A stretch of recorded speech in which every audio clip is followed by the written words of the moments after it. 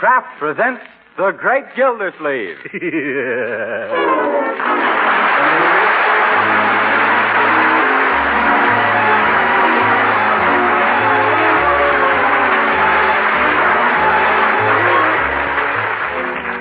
Each week at this time, Kraft presents from Hollywood, California, Harold Perry as The Great Gildersleeves, written by Leonard L. Levinson.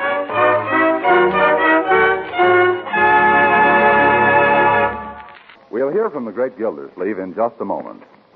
But first, here's something I'd certainly be puzzling about if I were a housewife these days, and that's the problem of how to serve my family all the wholesome, nutritious foods they need and still keep within my budget.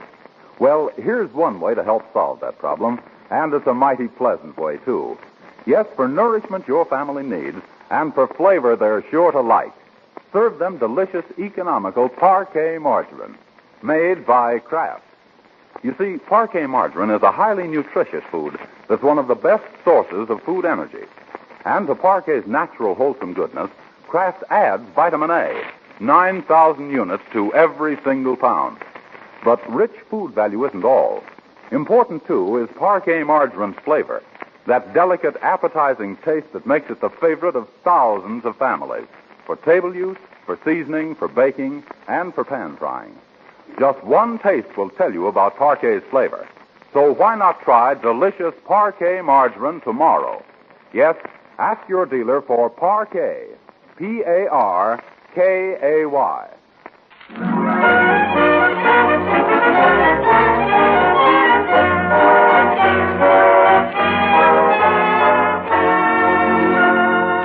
And now let's visit our friend, the Great Gildersleeve.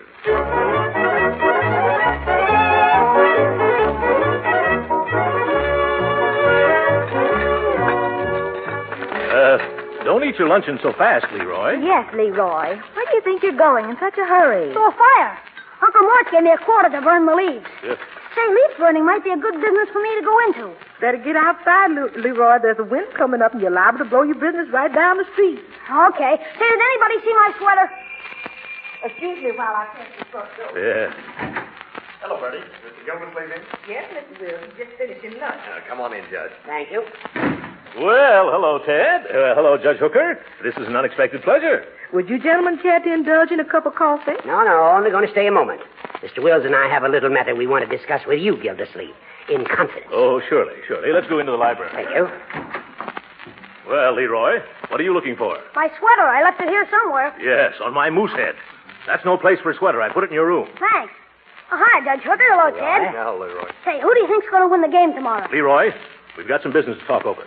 Now, please imitate a priority and make yourself scarce. 23 skidoo. 23 skidoo. Yes, scram. I get you. 23 skidoo. Must be a new kind of jive. Wait till I spring that one on the gang. Yes, jive. Well, now that we're alone, let's get to the point. Yes, let's get right to the point, Judge.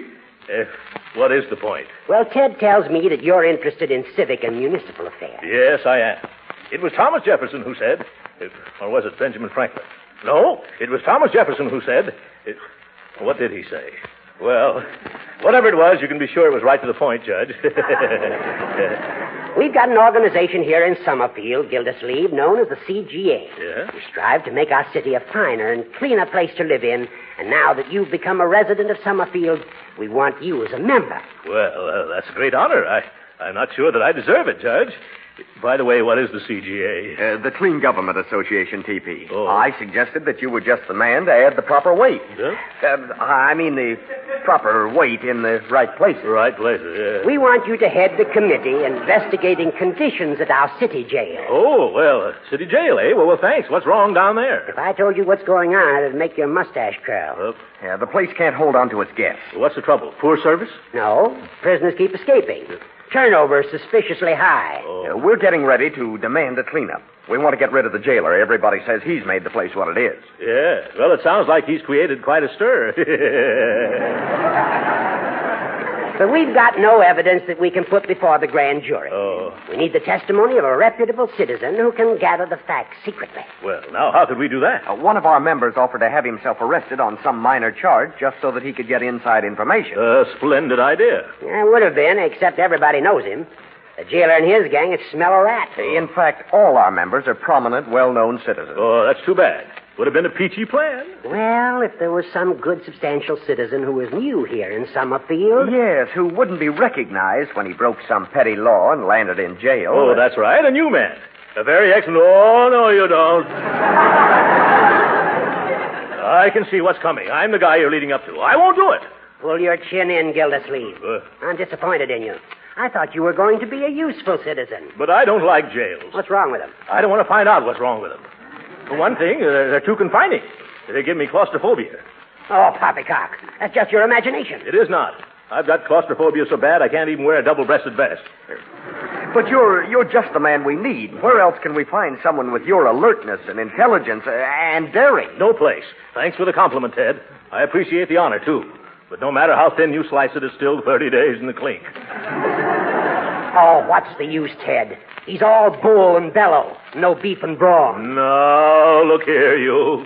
One more crack like that, and I'll fracture your skull with a hot marshmallow. Gildersleeve, you couldn't fracture a poached egg without getting winded. Why, you little legal linthead, I've got a good idea. Oh, you haven't had a good idea since you put on long pants. That settles it, Ted. Don't hold me back. I'm good. Gentlemen, please. This is a meeting about law and order. Well, just because he's the law, he can't order me around. I am not trying to order you around, Gildy, old man. Oh, so now I'm an old man, am I? Stop acting like a baby. I did. If you had any gumption, you'd help us clean up this town, Gildersleeve. It could lead to a long and honorable civic career. Someday they'd put your statue in the park. Yeah? Who knows? Maybe they'd even name the park after you. Think of it. The Throckmorton P. Gildersleeve Memorial Park. Memorial Park? You quit burying me. I'm not dead yet. But this plan is foolproof, TP. The minute you have all the evidence, let us know, and Judge Hooker will get you out of jail with a writ of habeas corpus. Sure. You see? Oh, will you do it? What do you say, TP? Well, I didn't know about that, the habeas about that. Then you'll do it? Well, if I really can make this town a cleaner, finer place to live in, yes. Ooh, what am I saying? I knew he'd do it, Ted. Well, what's our first move? Gildy's got to get himself arrested for some minor offense. Now, let's see. What could he do? I know. Go downtown Gildersleeve and pick a fight with a policeman. Talk back. Make him mad. Sass him. Say, that's something I've always wanted to do. Sass a cop. This is going to be fun. Yeah, maybe. Better pick a small cop. Oh, yeah. Well, if everything's settled, I'll drive you home, Judge. All right now, boys. And don't forget, Hooker, when I give the CGA the SOS, you get me out PDQ.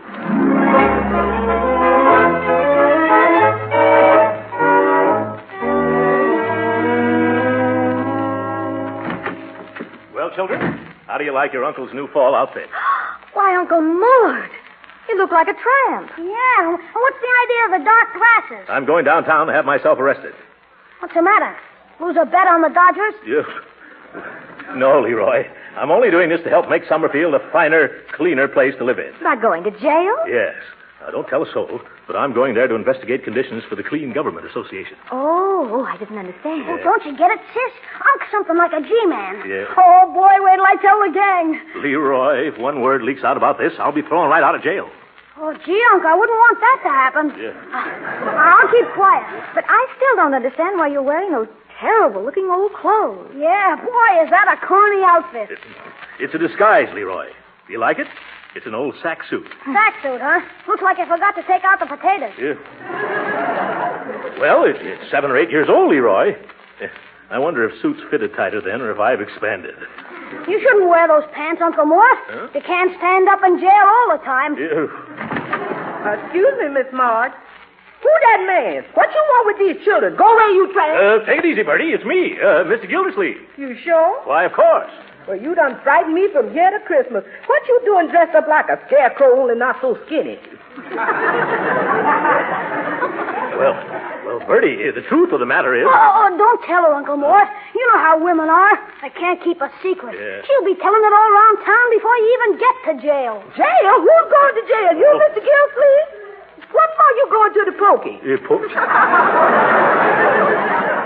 What did I tell you? She's starting to broadcast already. Leroy, you spill the beans yourself. What beans? Now, what's going on around here? Oh, Marjorie will explain to you later, Bertie. And meanwhile, if you just keep quiet and don't mention this to anybody, I'll be able to get in jail without any trouble. You will? Yes. Well, there's a lot of things I could say at this point, but I'm just going to keep my mouth shut. Oh, run along, Bertie. I'll try to explain to you later on.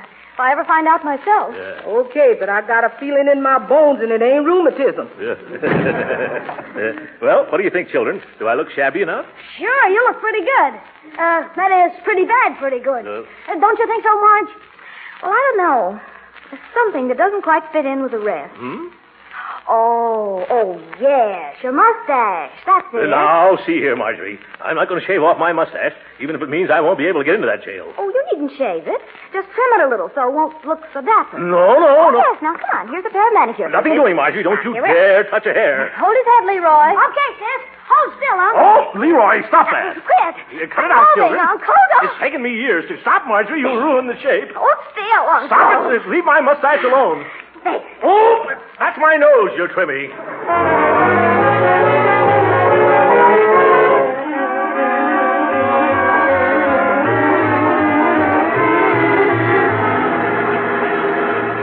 Everything all right, Uncle Mort? Well, my upper lip was kind of cold. Keep it stiff, Uncle. It looks great. Yes. Say, is it all right if we stick around and watch you get arrested? I should say not. I wouldn't have even let you drive me downtown if that conductor hadn't thrown me off the streetcar. Say, how do you plan to get arrested, Uncle Mort? Huh? I hope you're not going to do anything against the law. Well, nothing really bad. I'm just going to tease a cop. Will I have fun getting that cop mad? Hey, Uncle Mort, Yeah? stop. I see a policeman. Where? Coming down the street. See him? Boy, is he a big guy, too. Hey, Uncle Mort, you're not stopping. No sense in taking just the first policeman you see, Leroy. Oh, what's wrong with this one? Well, I'd kind of like to shop around for a little while, I mean. But you know how hard policemen ought to find when you want one. Huh? Now's your chance. Gee, Unc, ain't you gonna? Well, all right, if you insist. Come on, Unc. Don't rush me, young man.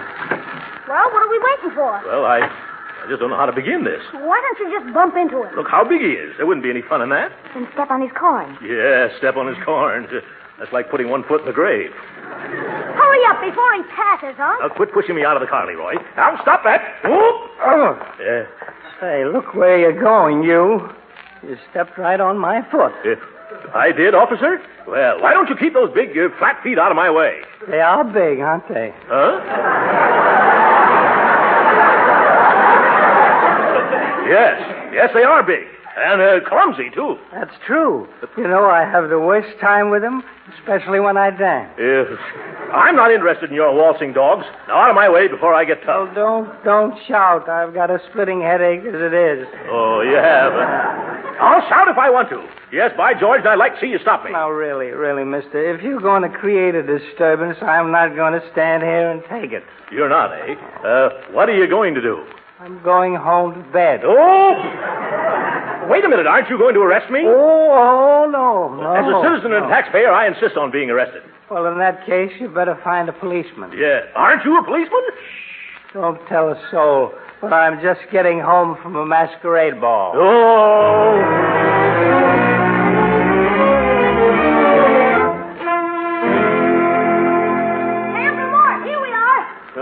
I wish you two children would stop following me around. You're just a jinx. Oh. No matter what I try, I can't get myself arrested. Well, did you walk on the grass in the park and pick the flowers like I told you to do? Yes, but that didn't work. Well, you should have waited till you saw a policeman. I did, and all he did was wink at me. How about jaywalking? They're arresting people for that these days. I tried jaywalking right on a busy street. What happened? A couple of big trucks just missed me and ran into each other. And the officer didn't arrest you? No, he was too busy separating the truck drivers. I even tried to steal a mounted policeman's horse. That should have landed you smack in the hoosgow. Well, it would have, except this was a burglar-proof horse. What do you mean? He just sat down in the gutter and refused to move. Well, maybe you better give up, Uncle Mort. No, sir. I'm just as stubborn as the police department. I'm going to jail this afternoon if it takes me all night. Unc, I've been thinking. I know what'll do the trick. What is it, my boy? What is it? You see that pile of bricks? The bricks? Yes. And see all the pretty store windows? Oh, Leroy, I don't want to hurt those shopkeepers. Okay, then, how about that row of empty stores across the street? You couldn't hurt anybody there. You're a bright boy, Leroy. Now, you children go back to the car and pretend you don't know me. All right. So long, Uncle Mort. I hope you make it this time. Yeah, thanks. Better take an armful in case I miss. Well, here goes. It doesn't seem to attract any attention. I better try again. What kind of a neighborhood is this? Well, I'll wake him up this time. Whoop! Whoop! This is fun. Whoop! What's wrong, Marjorie? Look at the signs in those windows you broke. Signs? Where? Oh, yes. These stores for rent by the Forrester Estate. Throckmorton P. Gildersleeve, agent. Oh, my.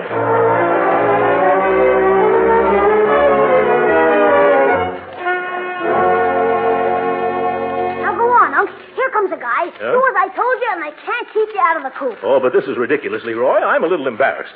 I'll get stage fright. Well, you said it was for a worthy cause. I'll be waiting, Unc. I don't like this.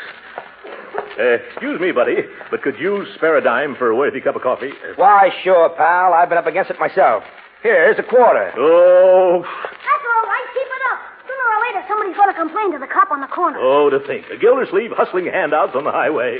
Here comes another customer, Uncle Mort. Okay. Makes me feel like a cat. Pardon me, lady, but could you spare a dime for a cup of coffee? Why, you poor man, I'll do better than that. I'm going to take you to the nearest restaurant and buy you a nice hot meal. But, madam, I've had my luncheon already. I just forgot to drink my coffee.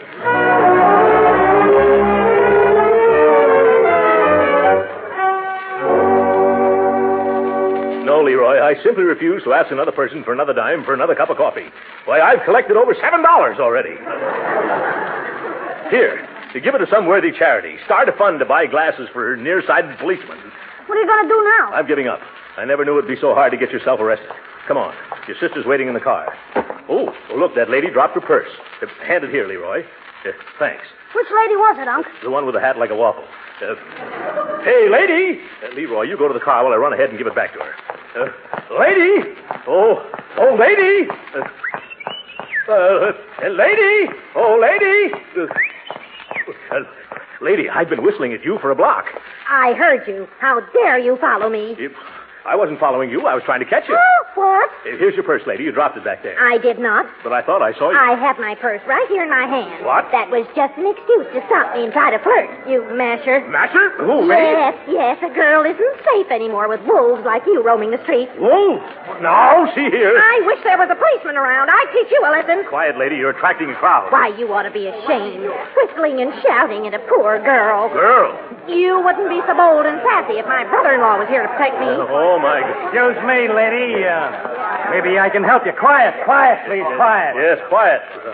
What's wrong? This man is bothering me. I am not. Move on, bum. You're bothering the lady. But I just ran after her. It bothered her. Now run away. But I want to give her this purse. I don't want your old purse. My purse? She says she don't want your purse. Now beat it. All right, mister. If you...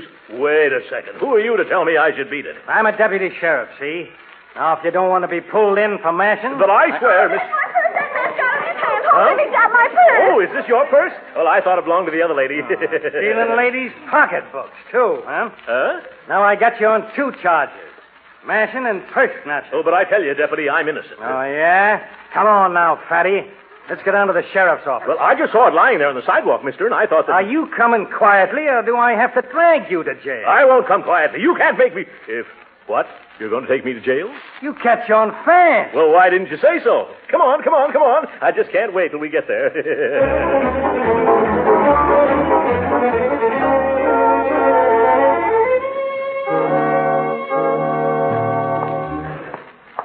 In here, fatso. If that's so. Come on, step in there. You think I'm going to carry you across the threshold? No. I'll walk. Hey, Spud, you got a roommate. Show this guy the ropes. Sure. Well, make yourself at home, Bunky. What's your name? Gildersleeve. Throckmorton P. Gildersleeve. Boy, did you pick yourself a phony moniker. What? Nobody'd ever believe that one. But I assure you, sir, that's my name. Look here, Spud. I don't want to stay around here a moment longer than I have to. Who does? How's the chances of getting out? I don't know. You got a good lawyer? No. I mean, how's chances of escaping? You mean take it on the lam? Well, if you want to be technical, yes. Not a chance in the world, Bunky. This joint is airtight. Shh. But I've heard otherwise. Yeah, sure, so did I. But I'm still here. What? Why, I bet I tried everything. And I know all the tricks. You do? Yeah, that's why I'm here. Oh. On account of busting out of all the other joints. But I was told that lots of you robber chaps got free. Then somebody gave you a bum steer, pal. Huh? Why, this is the place that gave him the idea for Alcatraz. Oh, my goodness. Nobody's ever cracked this jug. Oh, I can hardly believe that. Oh, no? Huh? Well, I'll show you. Hey, deputy. You. Yeah? What is it, Spud? Anybody ever escape out of this cooler? No, nobody's ever escaped out of this cooler. Oh. Hey, Gildersleeve. Yes, sir? You got visitors. Oh, thank you. Come on. A fine mess Judge Hooker and Ted have gotten me into. A hot cooler. Hello, children. Are you all right, Uncle? Gee, you made it after all, didn't you, Unc? How did you manage to do it? Oh, it's a long story, Marjorie. Remind me to tell it to you some cold winter night when we've got nothing better to do. Now, I want you to get a hold of Ted and Judge Hooker. Yes? Tell them that their information was all wrong. Nobody's ever escaped out of this cooler. You mean you're just been wasting your time? That's it exactly, Leroy. Now, you tell them to get me out of this rabbit hutch quick like a bunny.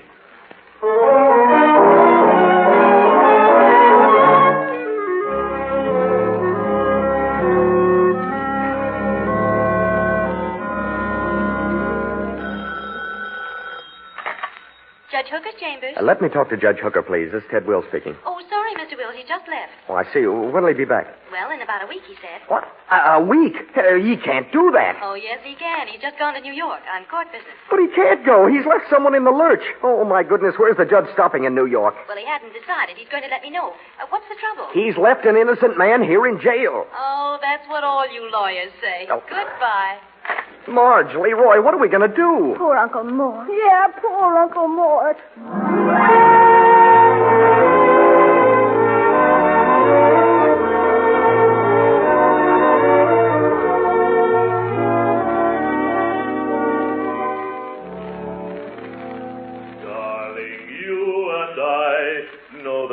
Why I'm going to get out of this jail by and by. Oh, stop it, Throckmorton, stop it. That's all you've been doing all day long.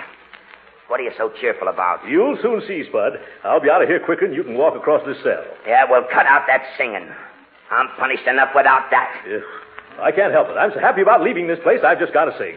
Darling, you and I know... Hey, Gildersleeve. Huh? You got a visitor. Oh, you see, Spud? What did I tell you? Thank you, Deputy.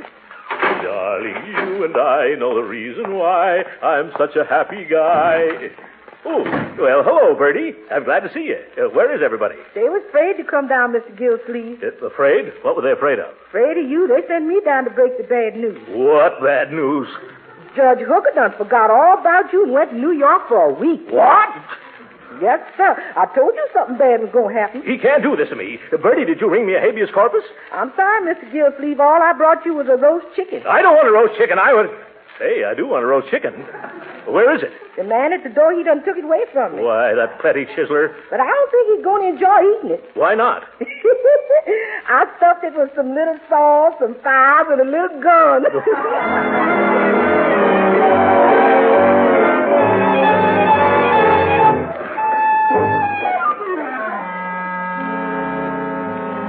Let me out of here. You can't keep me in here. It's against the law. Throckmorton, if you don't shut up, the warden's going to send you to solitary. Let him send me to any place, as long as it's out of here. You know, you're the screwiest cellmate I ever roomed with, Funky. Yeah? The other prisoners are circulating a petition demanding your removal. Oh. Now, why don't you just sit down like a good little fella and write another letter to the newspaper? No, I've been framed and double-crossed, and they were going to name a statue after me in a memorial park. I'm really a member of the Clean Government Association. Well, you certainly don't act like it. Huh? In the past 3 days, you've tried to set the cell on fire 4 times. Yeah. And the rest of the time, you're either trying to bribe the guards or you're organizing a jailbreak. Gildersleeve, you ain't playing the game.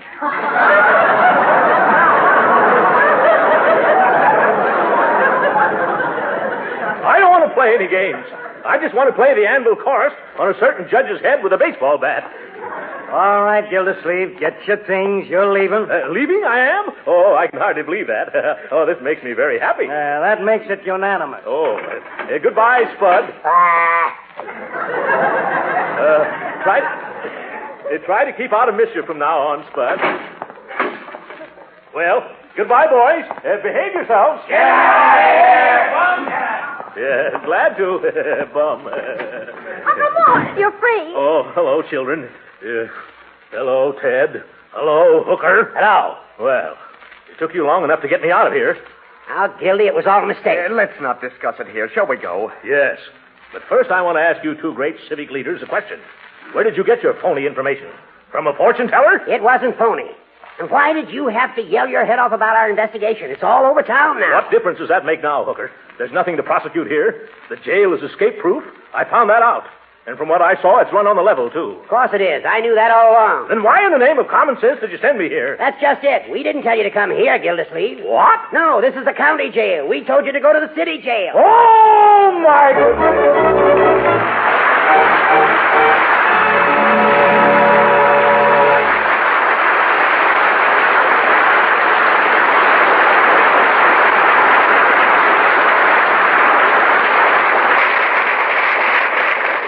The Great Gildersleeve will be with us again in a few minutes. But right now, I wonder how many of you housewives baked a cake or some cookies yesterday for your Sunday dinner today. A lot of you did, I'm sure, because there's just nothing like that real home-baked flavor. Well, here's a hint for the next time you bake. For luscious extra flavor in cookies, cakes, or pastries, use delicious Parquet margarine for the shortening. You see, Parquet margarine is a genuine flavor shortening, not just a bland, tasteless fat. Yes, the same delicious flavor that makes Parquet grand for table use makes it marvelous for baking, too. And that's why so many women also use Parquet margarine for seasoning hot vegetables and for pan frying.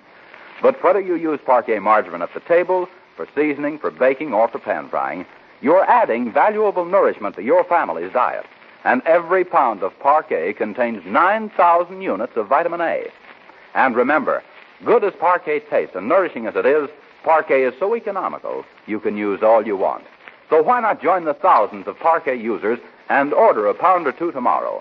Just ask for Parquet, Parkay. It's the margarine that's made by Kraft.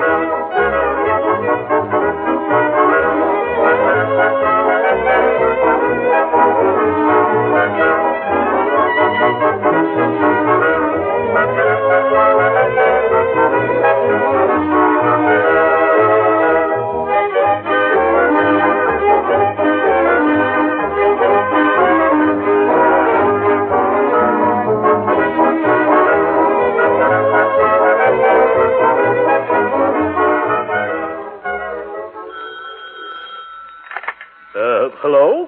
Throckmorton? Yes? Throckmorton, this is Spud. I just phoned to tell you I gave you a bum steer. You did, Spud? How? Well, somebody did escape out of that cooler. They did? Who? Me.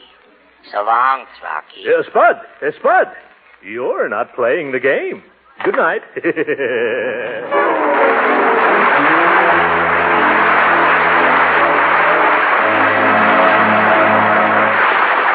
Original music heard on this program was composed and conducted by William Randolph. This is Jim Bannon speaking for the Kraft Cheese Company and inviting you to be with us again next week at the same time for the further adventures of the Great Gildersleeves.